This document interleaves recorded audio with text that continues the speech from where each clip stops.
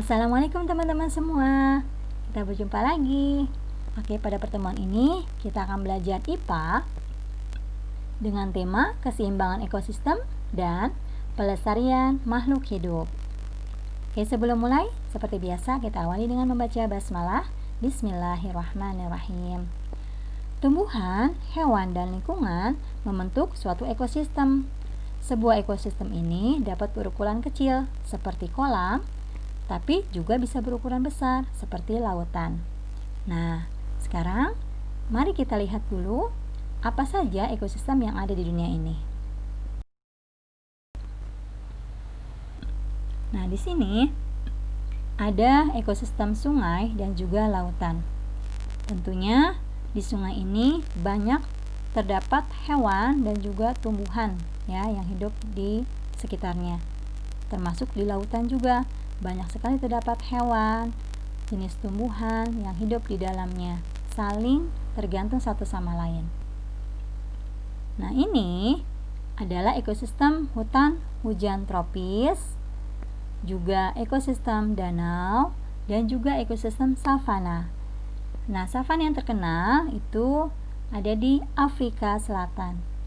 Di Afrika ya, benua Afrika. Nah, ini adalah contoh sekelumit kehidupan di savana.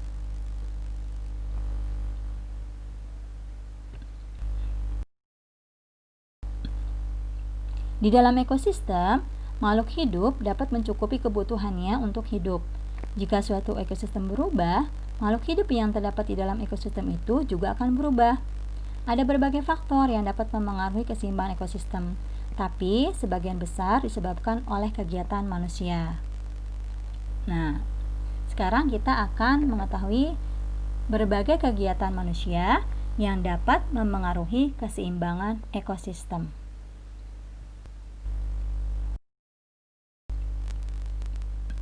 Yang pertama adalah penebangan dan pembakaran hutan. Hutan merupakan lahan luas yang sebagian besar tertutup oleh pepohonan. Nah, di dalam hutan ini hidup berbagai macam hewan. Hutan juga menyediakan makanan, tempat tinggal, dan tempat perlindungan bagi hewan tersebut. Tapi, manusia itu sering menebang pohon di hutan untuk memanfaatkan kayunya, seperti untuk membuat rumah, kapal, juga kertas, dan lain-lain.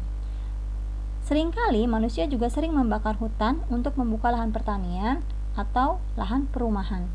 Nah, kegiatan manusia ini dapat mengakibatkan kerusakan lingkungan, ya.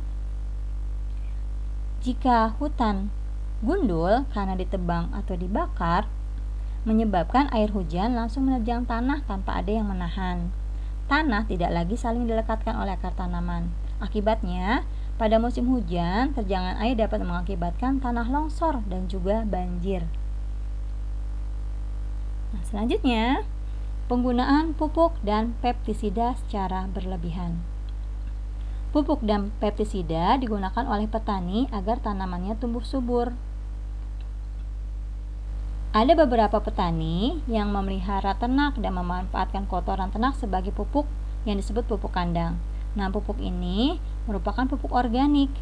Tapi, selain pupuk organik, ada juga pupuk buatan atau pupuk anorganik. Nah, pupuk anorganik dan pestisida merupakan bahan kimia yang diproduksi oleh pabrik. Penggunaan bahan-bahan kimia yang berlebihan ini dapat memengaruhi kehidupan makhluk hidup lain. Penggunaan pupuk anorganik dan pestisida pada tanaman itu nanti akan terserap ke dalam tanaman. Dan jika tanaman itu akan dikonsumsi oleh kita, manusia, maka itu akan berbahaya juga untuk tubuh kita. Nah, selanjutnya ini adalah perburuan liar. Sudah sejak zaman dulu, manusia itu senang memburu hewan-hewan di hutan, baik untuk diambil kulit, daging, juga gading, cula, dan lain-lain, atau hanya untuk olahraga saja. Nah, akibat perburuan tersebut, hewan yang hidup di hutan berkurang jumlahnya dan lama-lama bisa menjadi musnah. Nah, musnahnya suatu jenis hewan itu dapat mengganggu keseimbangan alam. Selanjutnya adalah perusakan terumbu karang. Terumbu karang adalah sekumpulan hewan karang yang hidup bersama membentuk koloni. Nah, terumbu karang juga merupakan tempat tinggal dari banyak hewan laut seperti udang, kepiting, dan lain-lain. Manusia itu sering mengambil terumbu karang untuk diperjualbelikan. Ada juga manusia yang menangkap ikan dengan menggunakan bahan peledak. Nah, tindakan tersebut sangat merusak lingkungan. Bahan peledak dapat mematikan benih-benih ikan dan juga dapat merusak keberadaan terumbu karang. Hilangnya terumbu karang menyebabkan banyak hewan laut kehilangan tempat tinggal mereka. Akibatnya, hewan tersebut dapat mengalami kesulitan dalam mendapatkan makanan. Dan keadaan ini dapat memusnahkan kehidupan di air. Nah, selanjutnya ini yang tidak kalah bahayanya, yaitu pembangunan industri atau pabrik. Semakin berkembangnya populasi manusia, tentu menyebabkan kebutuhan manusia semakin bertambah. Untuk memenuhi kebutuhan manusia yang semakin banyak macamnya, maka banyak didirikan industri atau pabrik. Nah, pabrik ini dapat menghasilkan berbagai produk dalam jumlah yang banyak. Tapi seringkali pabrik ini menghasilkan limbah industri. Ada pabrik yang mengolah limbahnya terlebih dahulu sebelum dibuang, tapi banyak juga pabrik yang langsung membuang limbahnya ke sungai. Contohnya seperti gambar ini ya, sungai yang tercemar yang berwarna hitam karena limbah dari pabrik yang dibuang sembarangan. Nah, limbah pabrik ini kebanyakan mengandung racun yang dapat mencemari air sungai. Racun tersebut tentu dapat membunuh ikan dan hewan air lainnya, ataupun juga tumbuhan yang ada di sungai.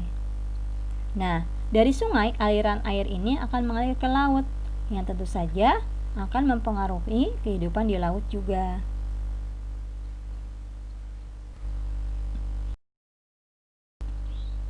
Nah, sekarang kita akan mengetahui bagaimana cara mencegah kepunahan hewan dan tumbuhan.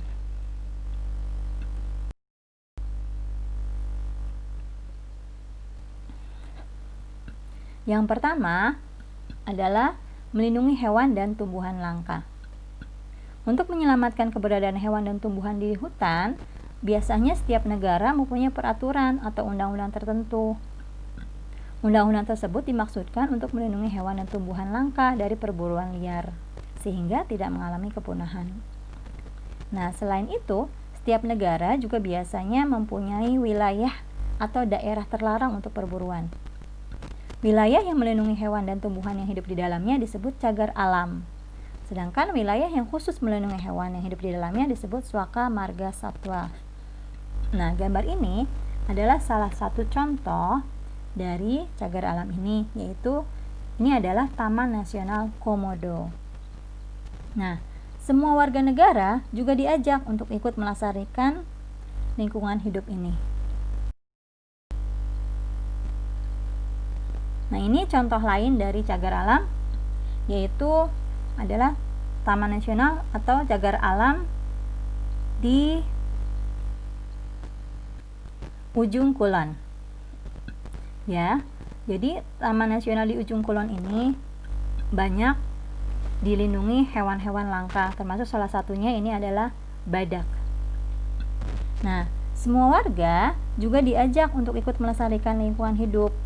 Bagi warga negara yang berjasa melestarikan lingkungan hidup, nah, pemerintah Indonesia memberikan penghargaan yang disebut Kalpataru.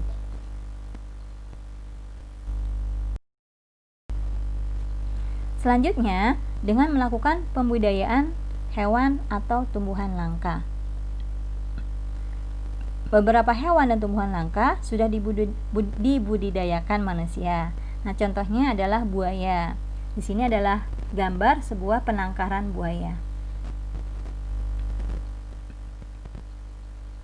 Nah, tumbuh-tumbuhan juga dapat dibudidayakan dengan menanam kembali bibit-bibit tumbuhan tersebut. Sekarang, ada peraturan yang mengharuskan penebangan pohon harus disertai dengan penanaman pohon kembali. Dengan cara itu, diharapkan jenis tumbuhan yang ditebang tidak menjadi tumbuhan yang langka. Selanjutnya adalah cara mencegahnya dengan menggunakan bahan pengganti dari tumbuhan, hewan ternak, atau sintetis. Nah, beberapa jenis hewan menjadi langka karena diburu manusia. Manusia itu memanfaatkan bagian tubuh hewan tersebut untuk keperluan tertentu. Nah, contohnya seperti macan tutul ini. Ada macan tutul, harimau, dan juga ular. Binatang-binatang ini dibunuh atau diburu untuk diambil kulitnya untuk dibuat sabuk, juga untuk dibuat permadani, dan juga mantel. Nah, ada juga di sini burung cendrawasih yang diambil bulunya untuk membuat topi.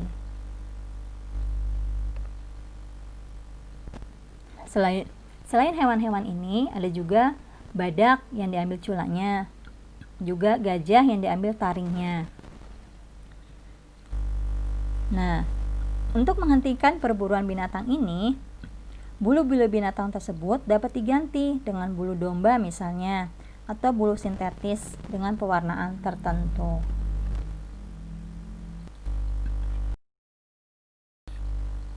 Nah, selanjutnya kita masuk ke dalam bahasan pelestarian makhluk hidup. Yang pertama, tentang pelestarian hewan. Nah, hewan dan tumbuhan yang hampir punah disebut hewan dan tumbuhan langka. Banyak berbagai jenis hewan dan tumbuhan yang dilindungi agar tidak punah. Nah, berikut adalah beberapa jenis hewan yang dilindungi karena terancam hampir punah. Apa saja? Yang pertama adalah burung cendrawasih. Burung cendrawasih hidup di Papua. Nah, karena bulunya yang amat indah, burung ini disebut juga burung dewata, yaitu burung yang seindah burung surga. Burung ini perlu dilindungi dari para pemburu yang ingin menangkapnya untuk dikoleksi atau dijual. Selanjutnya adalah burung jalak Bali. Burung jalak ini hanya hidup di Bali. Bulunya putih dengan jambul di kepala yang cukup panjang. Jumlah burung ini di alam bebas sudah sangat sedikit. Selanjutnya adalah badak bercula satu. Badak bercula satu hidup di ujung kulon, daerah ujung barat Banten. Badak ini hanya mempunyai satu cula di atas hidungnya.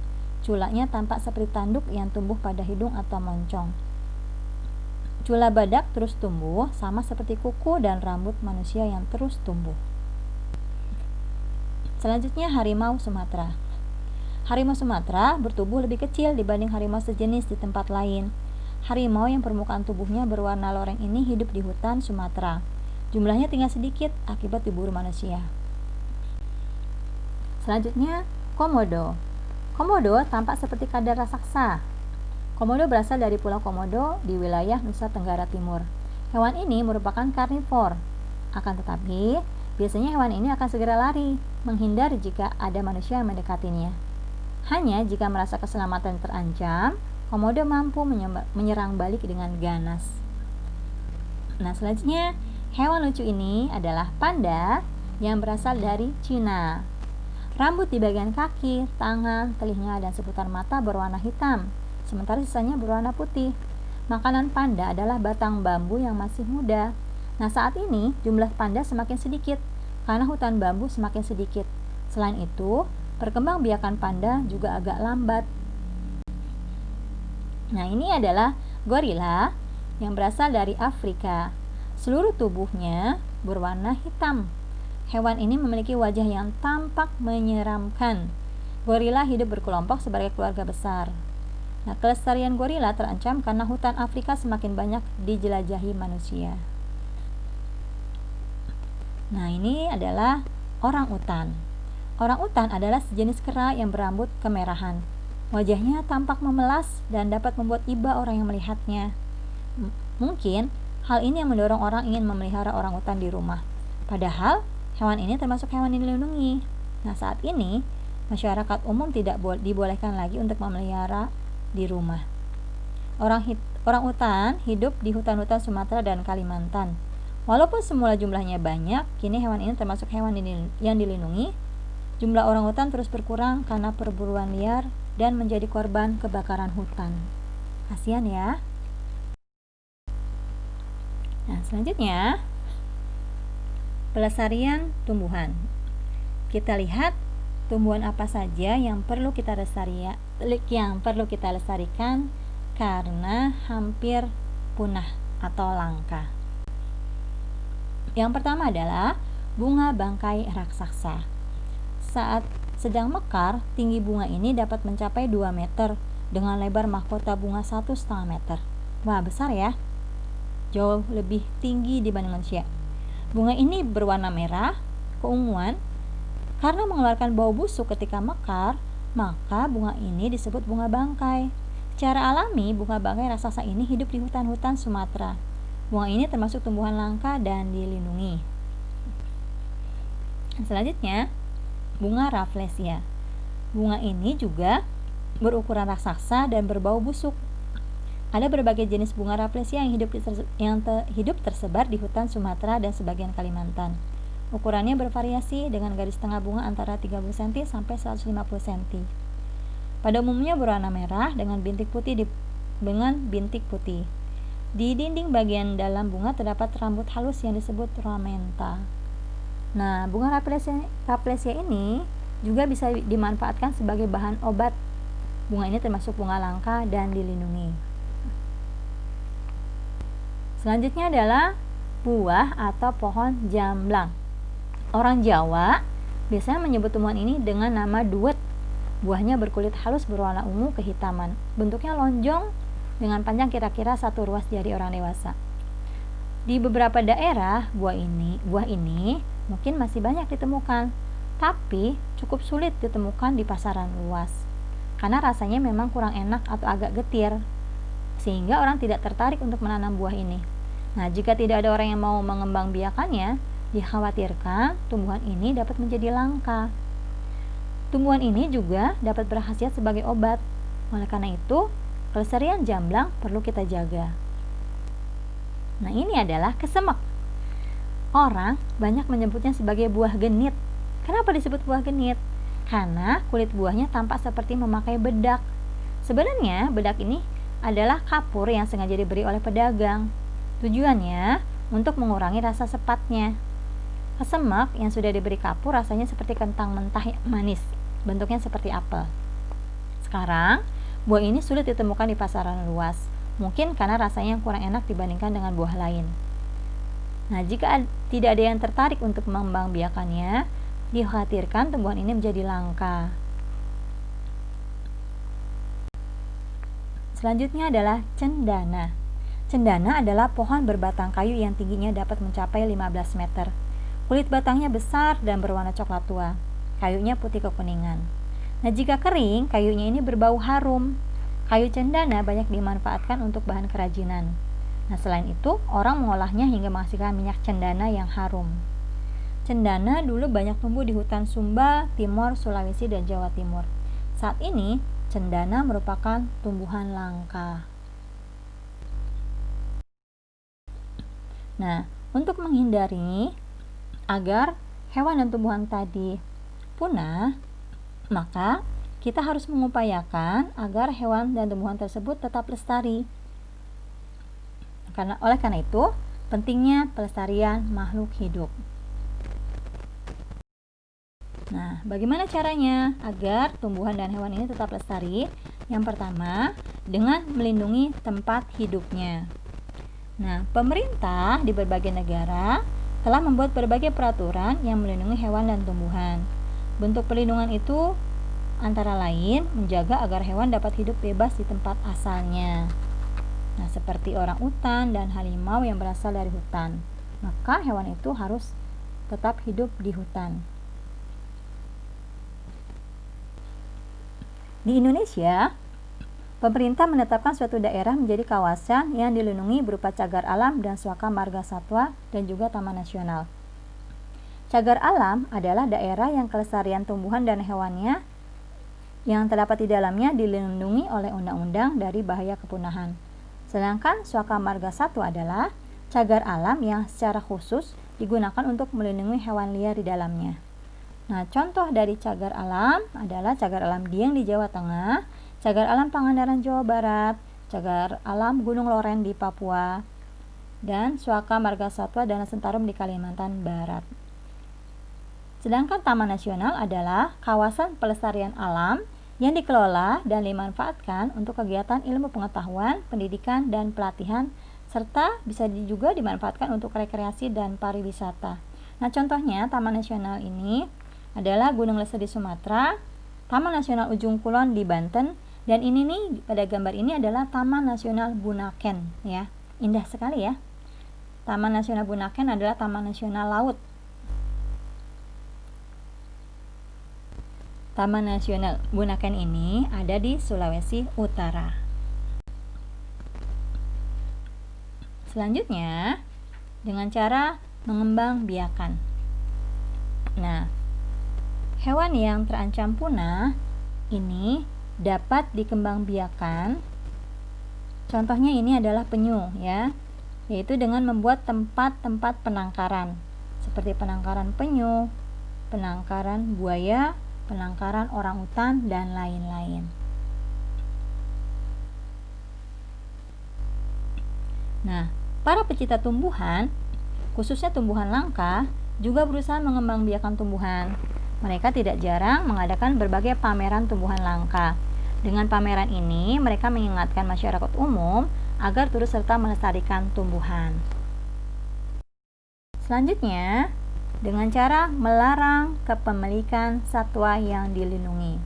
Pada masa lalu, tidak sedikit orang yang memelihara hewan liar di rumahnya. Seharusnya hewan itu dapat hidup bebas di hutan. Tapi saat ini masyarakat umum tidak boleh memelihara hewan yang dilindungi di rumahnya. Misalnya, orang dilarang memelihara orangutan, burung cendrawasih, atau harimau.